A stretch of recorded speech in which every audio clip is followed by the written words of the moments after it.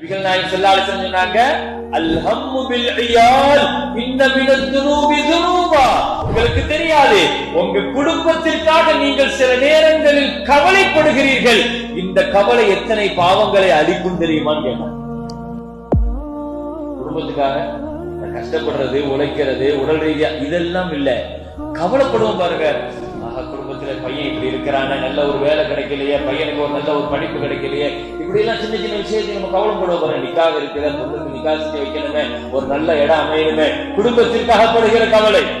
இன்னைக்கு எப்படியாவது அது வாங்கணும், இது வாங்கணும், அப்படி சம்பாதிக்கணும், குடும்பத்திற்காக படுகிற கவலை நீங்க நினைக்கிறீங்க, அது சாதாரணமா நினைக்கிறீங்க.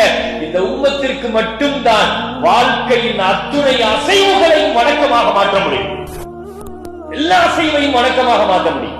நபிகள் நாயகம் ஸல்லல்லாஹு அலைஹி வஸல்லம் இந்த உம்மத்திற்கு அதை வணக்கமாக மாற்றுகிற சூத்திரத்தை சொல்லிக் கொடுத்தார்கள்.